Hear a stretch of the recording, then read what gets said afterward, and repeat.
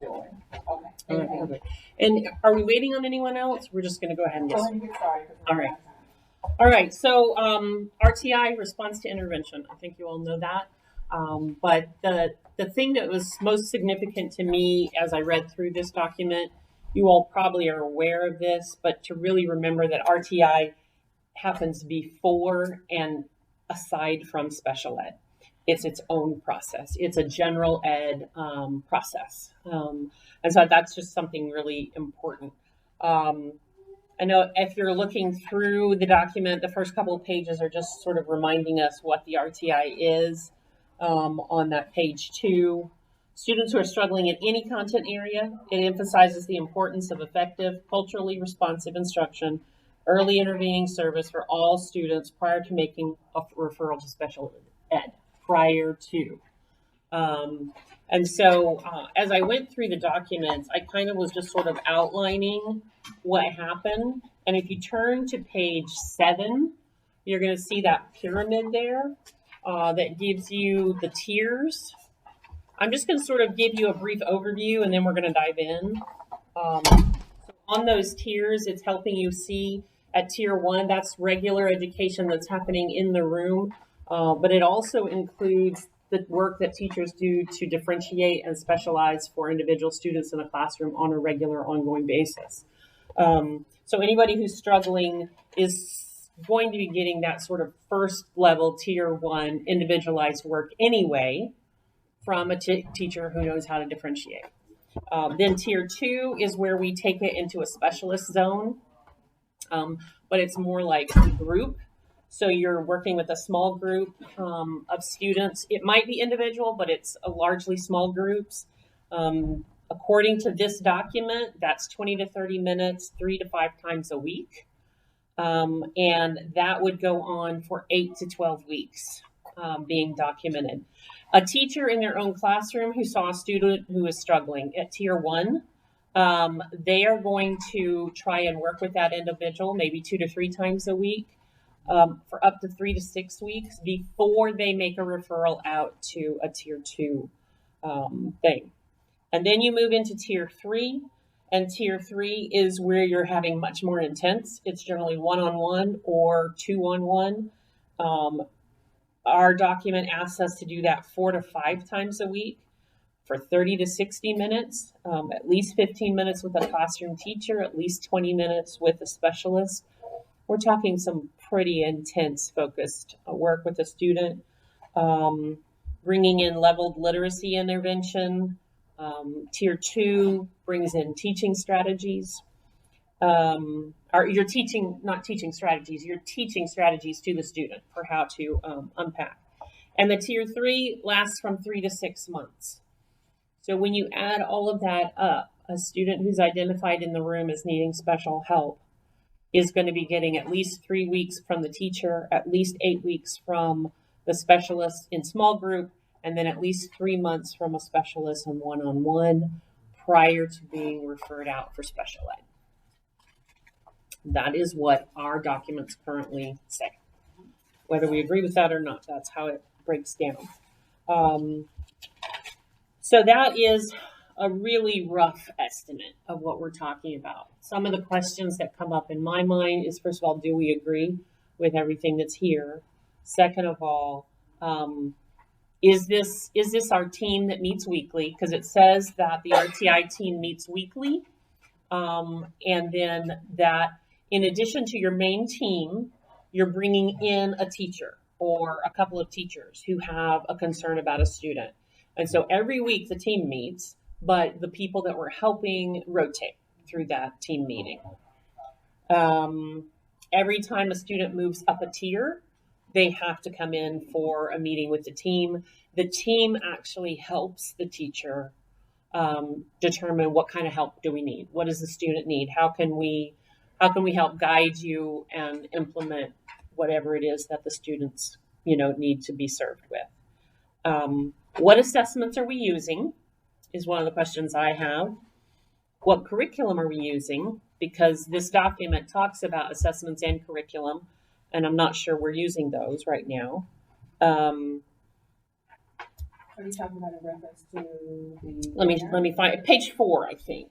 Right. We are going to use the math data and TPRI where applicable. Those are our universal screeners that teachers will have to submit for the initial referral. Okay, so math and TPRI, yes, we're using those. The progress monitoring, on that same page 4, it says that for reading we're using Think Up, 3rd through 8th grade. And for math, we're using My Math Academy and Think Up. I don't know what those are, so I don't know that we're using those. I think that's something that we need to discuss. Okay. I will say especially because of Amplify. Amplify has a lot of pieces in it to help support student gaps like the phonics, the skills, the knowledge. It's just a lot. So I think these were pieces of curriculum that may have been used last year, but because I do believe in Amplify, and now that I'm getting a chance to see what Eureka looks like in 1st grade to 5th grade, I think those are very good programs that we can continue. Instead of creating something new, let's use what we have, because there's so many different components, and there is tiering within these curriculum. All right, so probably we'll be able to use the curriculum that we have, and we'll be putting that into here. And the only thing that would be different is just to note, Amy is going to be doing the T-Class grant for House Bill 4545. They're even using a portion of Amplify. Okay. So I think it would be just consistent if we use a consistent curriculum across the board. So we can make adjustments to that. So Trey, I'm here on the progress monitoring, Amplify is the name of the curriculum. And then what I would like to have is, as we go throughout the year, the instructional coach and the specialist, if there is another tool, I think Hazel had even asked about Achieve 3000, which I have used in many different places. And it is a very good program if you have students that are struggling with reading comprehension. So we can discuss that if we find out that Amplify is not providing what that scholar needs. So I think that's the purpose of this meeting also, is as we go through this document, we make it applicable for this year. So that's one of the things that was raising a question in my own mind, because it's really obvious as you read through this document that the progress monitoring is crucial for this process to work. So not only do we identify and go, oh no, here's a student who needs help, but we tier the help and we monitor. We're doing this level tier, 2 tier, and how's it going? Are they are they making it? Are they improving? Do we need to stay at level 2? Do we need to move them to level 3? So whether that's through classroom testing or some kind of specialized testing that we're bringing in, I think we should get clarity on that point as we set up this process. There's assessments within the Amplify and Eureka, or within Eureka. There's assessments. Okay. All of that is in there. So built into the curriculums that we're currently using. And even tiers after the assessment. So Perfect. if misses this you give them this activity. So it's very good. And would those be things that the teachers are naturally doing with the whole class, or these would be specialized things that we're asking the teacher to do specifically with the students that we're following? When they get to tier 2, that's when we probably get a little bit more specific. Okay. One thing to think about, since you said something, we have our interventionists that are already going to be targeting our tier 3 students. It's going to be happening during the same time the kids get the tier 1 instruction. Okay. So we may need to see how does that work? How does this change things and how we're providing support and moving students along? We talked about the length of time for tier 3. It may not take that long if a student is getting tier 1 instruction as of right now. And getting tier 3 as of right now. Right. So it's kind of like they've already been processed through the RTI program and landed at level 3 and are already being served at that level. And so we do need to have some kind of system, some kind of database where we're tracking all of those students. And I'm guessing. Assistant Principal just had a very good program that we may want. Okay. I also want to check to see if each thing will allow us to do those things in documentation, and then that goes hand in hand. Our teachers need to start their data binders.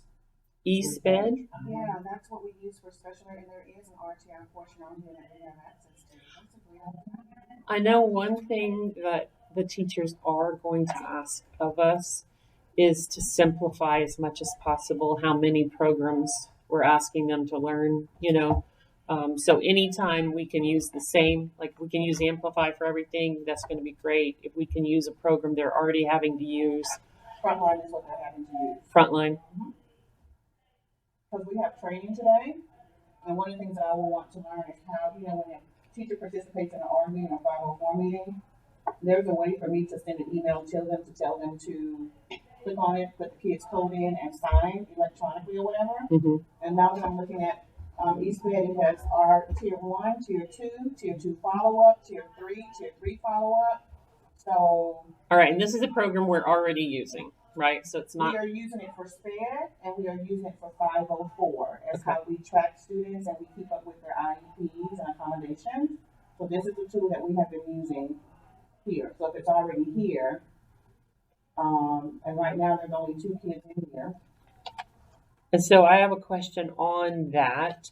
Right now, when we say we've been using it, does that mean that our SPED people have been using it, or our general? SPED and 504. Have any of our general classroom teachers used it yet? They have not yet. Would we need them to use it, or we would track behind the scene and they would not use it? I think it would be best if the people that knew how to use it used it. We can still ask for data via Google form. We can input it and then print it and have it available to everybody. So I think only those that are on the team, or for example, Trey would have access to it to keep up with the information. Okay, so we'll use. We always have access to it, but still. Right, so we'll probably use a Google form where for the general classroom teachers to submit the information. I think we have a lot of resources on this campus that we haven't fully utilized. So it'd be good for us to start to use some of these things. So this team that's convening right now, how do we want to have a online community presence? Do we want a Google Classroom for us? Do we want some other kind of space where this data is going to be available? Where would these Google Forms be submitted to if we want to be able to see them all? I know that last year I set up a Google Classroom for the GT committee, and I had forms and questionnaires there, and I could post videos or whatever. So I do offer that as one option, but you may have a different one that you would prefer using. Okay. It's the committee decision. So what does everybody in this room think? Would you feel comfortable with having a Google Classroom? Okay. Okay. And who is going to be the teacher of that classroom? Who's going to be the Mr. Webster? All right. Maybe gather some additional information since that time. You know, so just wanting to everybody knows it's a process. It's not a quick fix. It's an ongoing thing. So one of the I think that's very, very important to take those referrals that have already come in and run them through the information we now have on maps and all of that. yeah. But I thought it was very interesting, and just to note, and we can process through, that the documents say that at tier 2 and the school of about 600, we should have between 30 to 90 students at tier 2. So just thinking about that, and how many people do we have serving them, and is that a sufficient, or do we have way too many people, whatever. And then at tier 3, the percentages would come out between 6 and 30 students that we're serving at that really intense level. So of the questions that you wrote down, which I will get a chance to read after the meeting and compile them for us, but what's burning in your heart? What do you want to talk about for these last few minutes that we have to share together? Mr. Webster, what do you want to know from us? We're here to serve you. As far as the students that's on the radar as far as behavioral, but also those students that are going to be coming So that's something that you would like to address as soon as possible, right? And do you have a list of those students and their teacher that would be referring them? I don't have a list of those students, but I can get that. But that would be something we would want to have for the next meeting. And that's something else that we would want to set up today, I think, Ms. Woods, is when is this committee convening? I put a return invite on Tuesday at 4:30. Y'all should have it. Oh, let me make sure. What's today? Oh, you know what? I might have changed it for today. So the original meeting was to be at 4:30, but actually this is a good time if we're able all to get together. So that means it would be, I can't do Wednesdays because those are art days, so it would be Tuesday at 8 if everybody can be at this time. This is a quiet time, it's a good time, so. So Tuesday mornings at 8? Yeah, so I'll go ahead and send out an invite for next Tuesday, which is the 12th. And we can go ahead and I will just put the core members on, and we will invite as needed when we get to that next step. All right, and how long do you want these meetings to usually last? I think we can set aside at least an hour. We may not need the whole time, but like today, we were able to actually have a great discussion within 30 minutes. So I'm going to go ahead and just block out an hour. Right, I would think that if we are actually dealing with particular student cases, that the longer time would be necessary. So I know that Mrs. Walker and Dr. Bester, when they were on campus with me, one of my assistant principals did an excellent job of RTI. We used, what was it, something 360, I can't remember, but we would meet and have progress monitoring meetings to track students or whatever. So, and I know with Ms. Dismute, in her experience, you have a lot of people on here who have worked with RTI in many different processes. My thing is to do a process that fits for Chapel Hill Academy. Right. So one of my biggest things is making sure that teachers know this is not a quick fix. We have too many students right now who are in special ed that could have benefited from having strategies to support them throughout this time. So just know you have a lot of people on the department, on the team that are very knowledgeable, including yourself too. So Hazel, I don't know if you've worked with the RTI team extensively. Okay, so I know we started this years ago, and it's a lot of work we meet after school on a regular basis. So you have a lot of people that have experience in many different things to help. Excellent. So I know we'll get a lot of things started quickly. And then Trey, this instructional side, I know is kind of new to you, but it falls under, your role here. So everybody here will be here to help you. But the staff will see you as the point person when it comes to referring students to RTI, but just know that all of us will sit down and look at the data with you. Okay? It was that system that we used.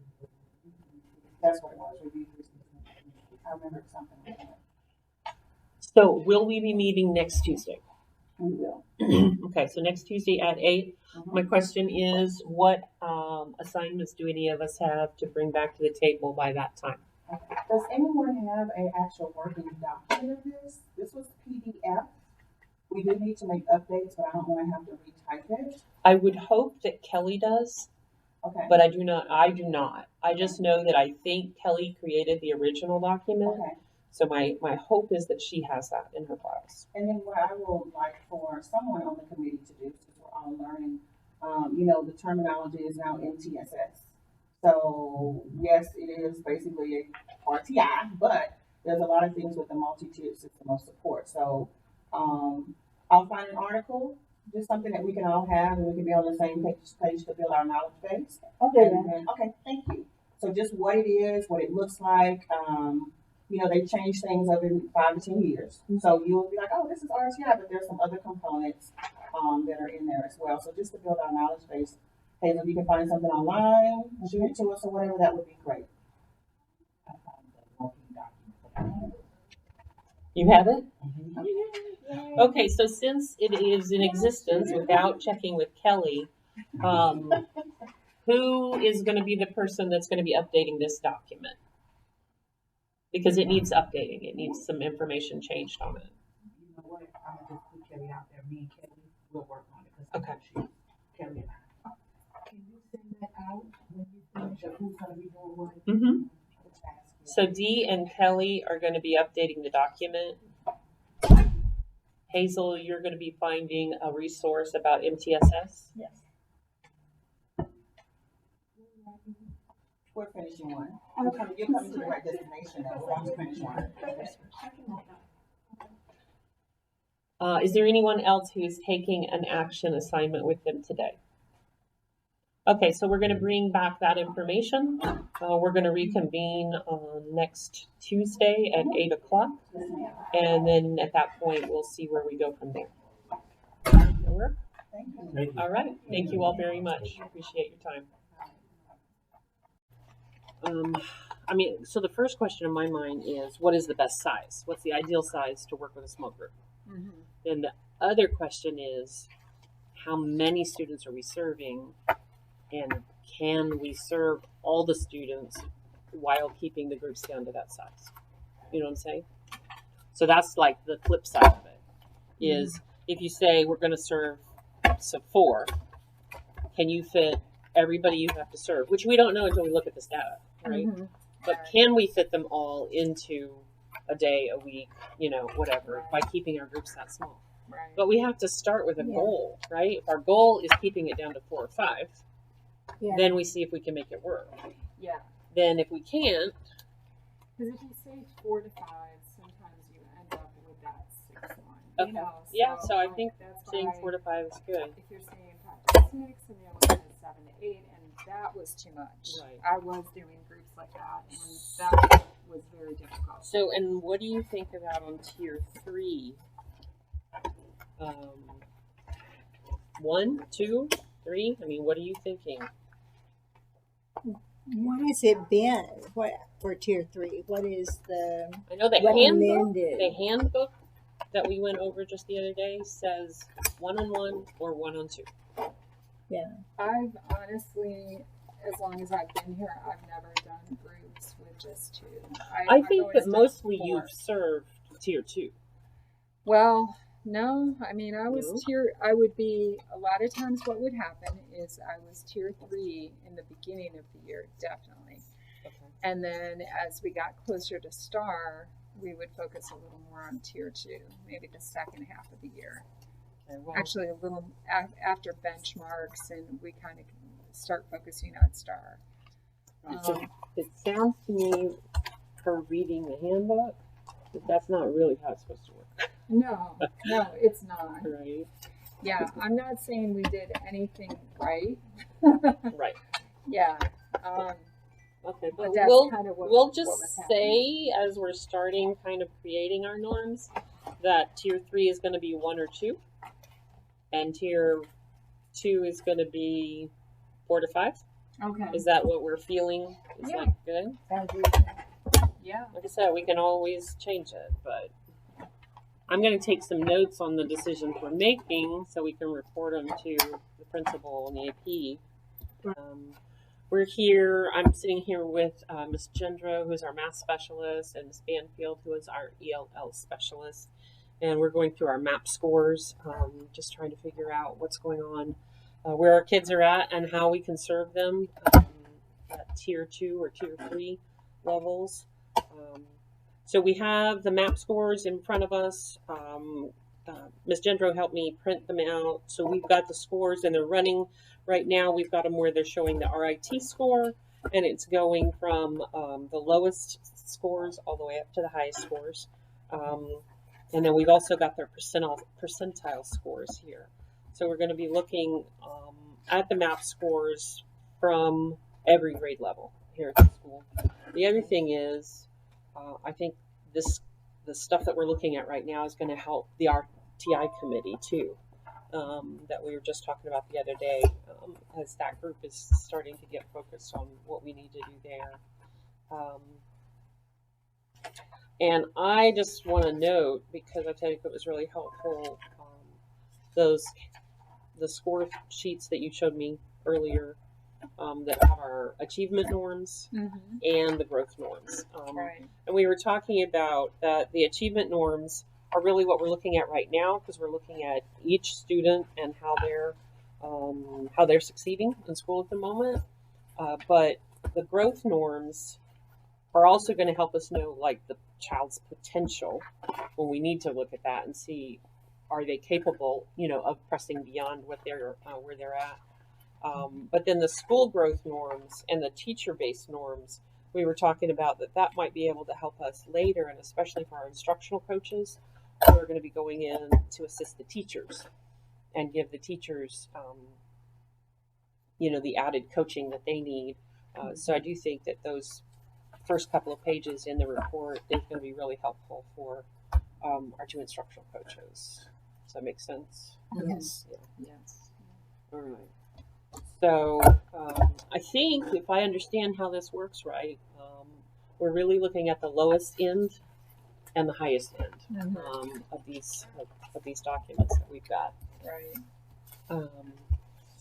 So, and do you know what percentage of students are you looking for everybody that falls under a certain percentile? Or are you looking for like the bottom 10 kids in a grade? What is it that you sort of focus on when you're doing this? Yeah, I pretty much focus on probably the bottom 10, give or take. I mean, I'll probably get the teachers' opinions too, because sometimes maybe it's just not a great test-taking moment for that child. You got to consider that.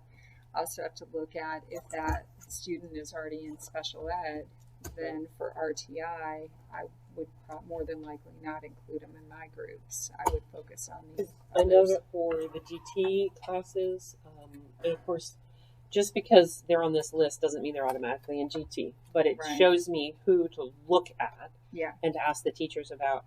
I know that they say that generally in a school, the top 10% is GT. Mm-hmm. Certainly the top 10 to 20%. So anybody who's falling below 20% would not really be on my, radar unless a teacher specifically comes in and says, this kid is talented in, some particular area. Mm-hmm. So I was just wondering, are you looking at kind of the bottom 10 or 20%? I mean, is that kind of... Yeah, I'd say that's fair. Probably what we're doing. 20. Yeah, all right. Definitely. Well, you want to just start seeing what we've got? Yeah. And cross-referencing. Definitely. And Hazel, what about you? How are the MAP scores going to help with the ELL? It's definitely going to give me some focus on where they are and what specific area they need help with, whether it's vocabulary or... So I'm guessing you're going to actually take your list that you've already got of who is ELL. Right. And you're going to be looking for how well they achieved and whether they're struggling in math or reading or whatever. Right. And then I want to compare from beginning of the year to middle of the year to end of the year and see if they've made growth. So do you have your list of students? Because we could help you find your ELL student. Let us know. I'm sitting here with Miss Azure Dismuke. Is that how you say it? And she is the assistant principal, but she's just stepped on board. So I'm trying to bring her up to speed on what we've been doing. And one of the things that the principals had me do this year is create the master schedule. So I'm going over that with her. That's what this little piece of film is going to be about. So. Okay. All right, so this is the 7th and 8th grade schedule. Okay. This schedule, you have the exact same one. Okay. This is the schedule that's posted around the middle school. If you're walking around, you'll see this schedule. Okay. And so I posted it so that the students have access to it in case they forget where they're supposed to be. Okay, sounds good. So here, these are the 7th grade groups. You have 4 different 7th grade groups, A, B, C, and D. Right now, the students are traveling in block. They're not like rearranging for math or rearranging for, the only thing they do rearrange for is electives. Okay, so this is 50-minute blocks because teachers are teaching about 7th and 8th grade. Yes. Okay, so exactly. So then we have a smaller 8th grade group, so we only have 2 groups of 8th grade. Okay.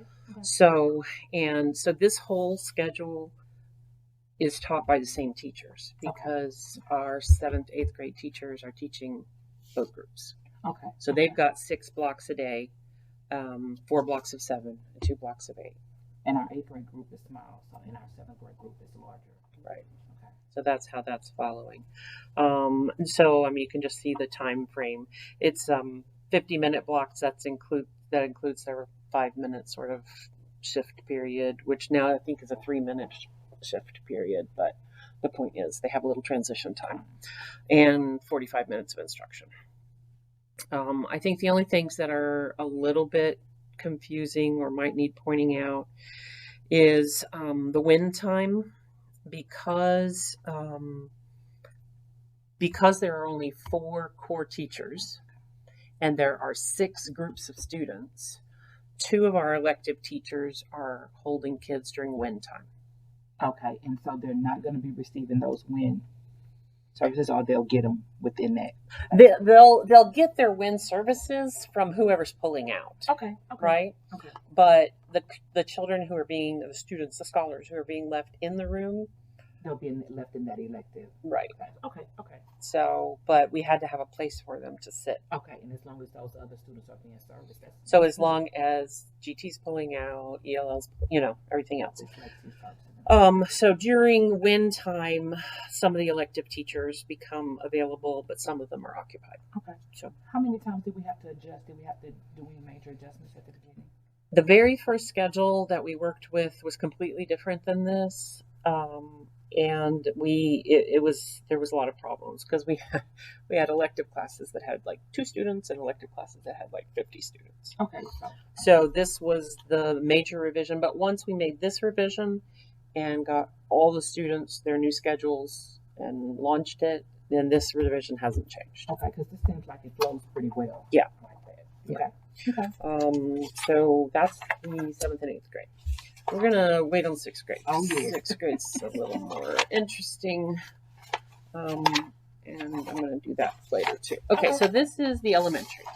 And we actually started with elementary because this is the one that I did first. And I thought this was going to be the only one I did, but then I ended up needing to help with the other ones too, which was fine. So on this schedule, you can see pre-K through 5. They're all in here. Here's the different things that we were paying attention to as trying to schedule this. So first of all, we wanted to have an SEL block, social emotional learning, before announcements. Okay. So we put that in across the board. Miss Woods wanted to have a read aloud block. And so we ended up putting that at the end of the day instead of the beginning. Originally, she wanted it at the beginning, but then we decided to keep the SEL at the beginning. Have we made this known to teachers about the read aloud? They do know about it. Some of them don't know what they're supposed to do with it. Some of them are reading aloud. Some of them, their lessons are running into it. So it's not being followed religiously. Okay. But they know that it exists because they all got this schedule. Okay, so there's something we need to make. Yeah, we can revisit that now that things are starting to calm down a little bit. But also on the SEL, I do not know that any of our new teachers have the SEL curriculum. Or even know, because they're going to need to be trained on So it. they need to be trained in that. So we do have a 15-minute block for SEL, but only teachers from previous years are probably doing that. And Lydia picked them up at the end of the school year last year. She took them with her? Yeah, some. Well, I don't know if she took them with her, but We- some teachers turned their SEL. Yeah, they all turned it in. We actually have them. They were in a corner in this room, Okay. but Mr. McCracken moved them, and we made it clear to him that we wanted that material. Okay. So he's not recycling it. I just don't know exactly where he put it. So we have the boxes. So we need to get those out too. Well, I wouldn't just hand them out until we train, because then it's just more stuff in the classroom without knowing what to do with it. So we need But to- as we set up the word escapes me. When you meet with teachers and train them in things, professional development. Yeah. Okay. As soon as we set up a professional development for SEL, then we need to give them that Well, we'll curriculum. get on that together. Yeah. So anyway, but that was important. SEL was set aside and the read aloud was set aside. Then we started mapping the schedule, and of course you got all the lunches that you're trying to stagger, the playground time, the specials, when everything else. So one of the things that I was asked to try and be careful about was, as much as possible, to not interrupt this 90-minute reading block. So you'll notice that for the most part, everybody has it. Here's 90 minutes, here's 90 minutes, here's 90 minutes, here's 90 minutes. This one got interrupted. This one they've got their morning, and this one got interrupted.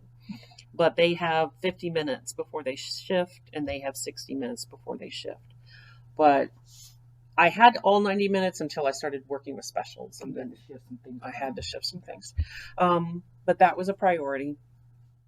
And so then it just became a matter of putting the puzzle together, right?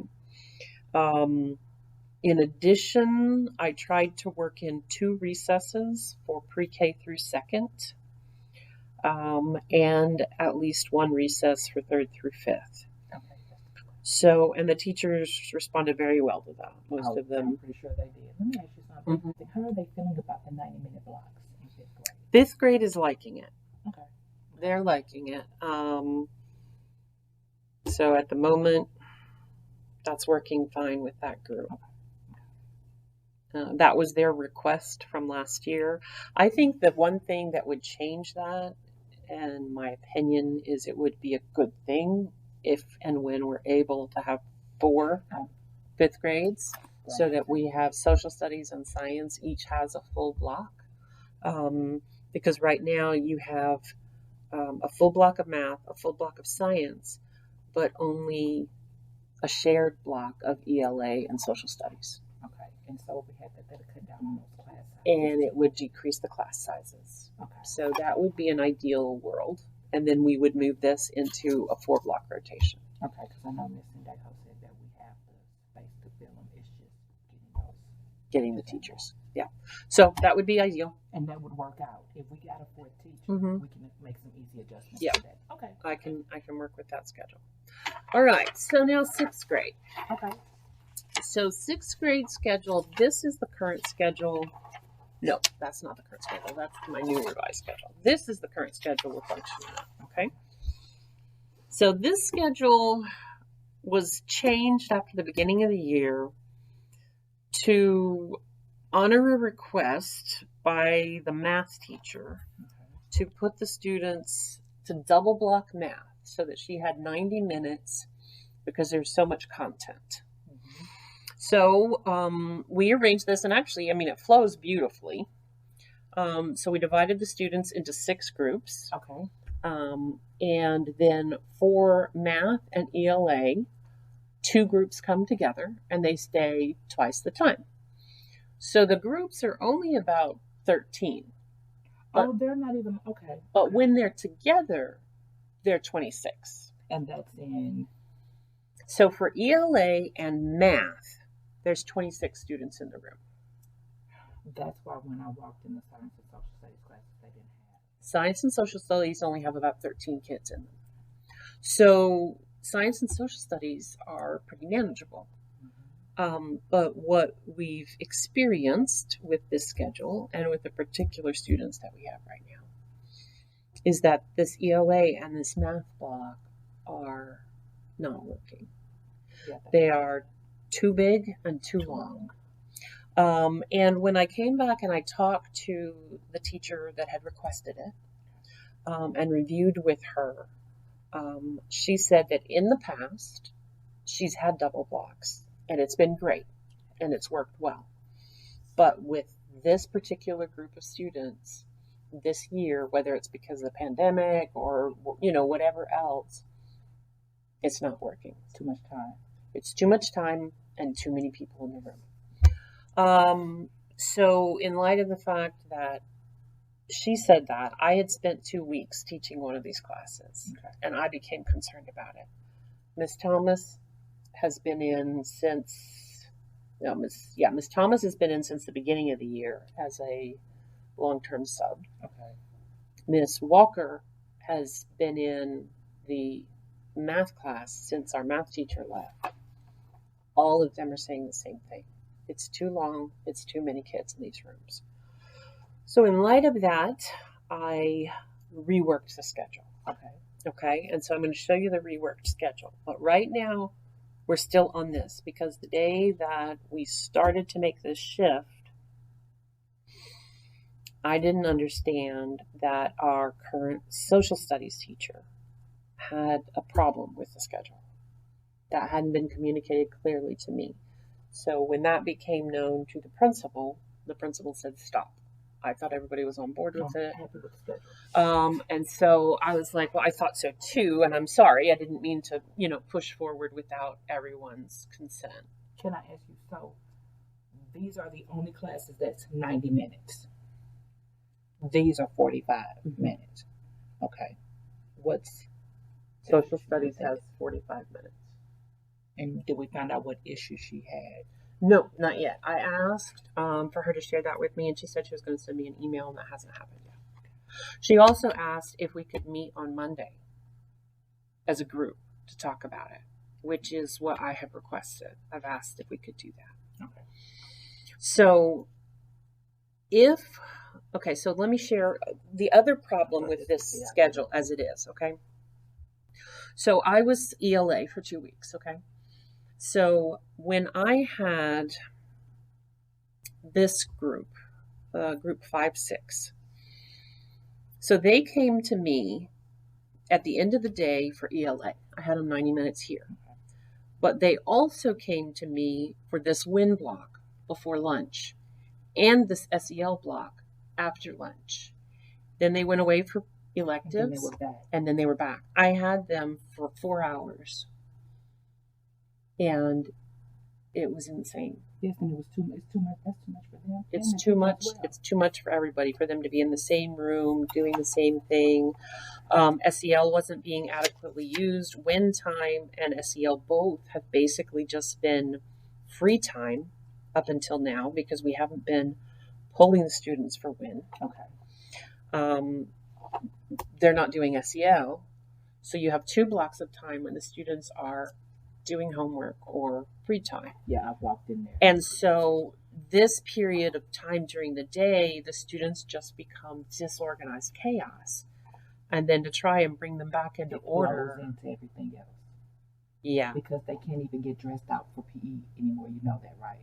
No, I didn't know that. 6th graders cannot get dressed out for PE because it's so much going on and so much chaos. So she's requested from myself and Miss Woods that they don't get dressed out for the rest of the school year because there's so much going on and she's trying to reel them in.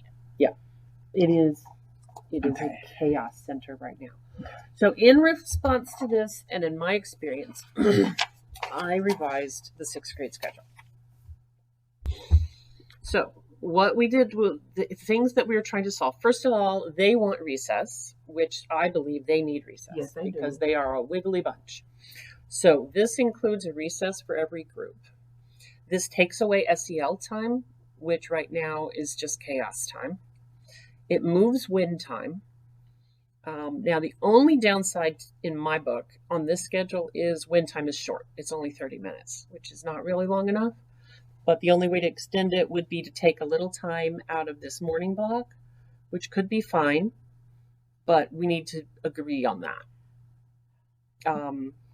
Because right now, the class times are 10, 20, 30, 40, 50, 60, 70 minutes.